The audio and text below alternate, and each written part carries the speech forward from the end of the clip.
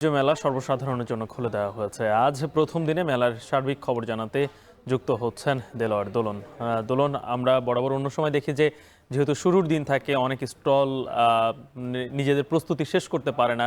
সার্বিক অবস্থা কি দেখছেন? ক্রেতা দর্শনার্থীর উপস্থিতি কেমন সেখানে? যে আপনি যেমনটা বলছিলেন, সকালে অন্তর্বর্তী সরকারের প্রধান উপদেষ্টা ডক্টর মোহাম্মদ ইউনূস উদ্বোধনের মধ্য দিয়ে সর্বসাধারণের জন্য উন্মুক্ত করে দেওয়া হয়েছে। আজকে প্রথম দিনে ক্রেতা সাধারণের ভিড় খুব বেশি না থাকলেও তার বেলা বাড়তেই অনেকে এসে জড়ো হচ্ছেন, অনেকে আসছেন, দেখছেন।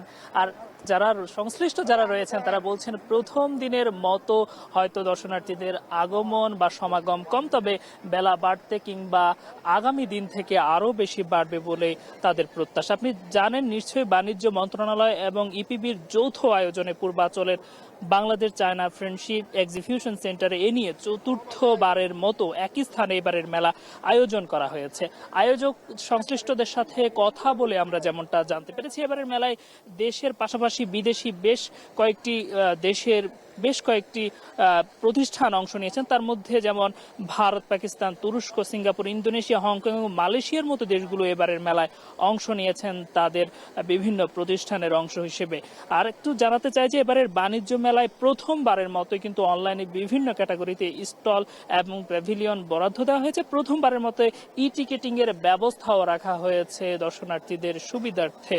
আমরা আরো জানতে পেরেছি যে এবারের মেলায় যাতায়াত সুবিধার্থে বিআরটিসির নির্ধারিত বাসের পাশাপাশি থাকছে উবার সেবায়ও কিন্তু বিশেষ ছাড়ের ব্যবস্থা রাখা হয়েছে। তবে যারা এখানে আসছেন তাদের সুবিধা বিবেচনায় তারা সব ধরনের প্রস্তুতি এর মধ্যে নিয়ে রেখেছেন বলছেন আমাদেরকে। তবে এই মেলা সকাল 10টা থেকে শুরু হয়ে রাত 9টার মধ্যে শেষ হওয়ার কথা রয়েছে। তবে সপ্তাহে যে ছুটির দিনগুলো রয়েছে সেই ক্ষেত্রে বেলা কিছুটা বাড়বে, 10টার মধ্যে শেষ হবে। এই ছিল আমার কাছে থাকা বাণিজ্য মেলা থেকে সবশেষ তথ্য। ঢাকা আন্তর্জাতিক বাণিজ্য মেলার থেকে সর্বশেষ খবর জানাচ্ছিলেন সহকর্মী দেলোয়ার দোলন।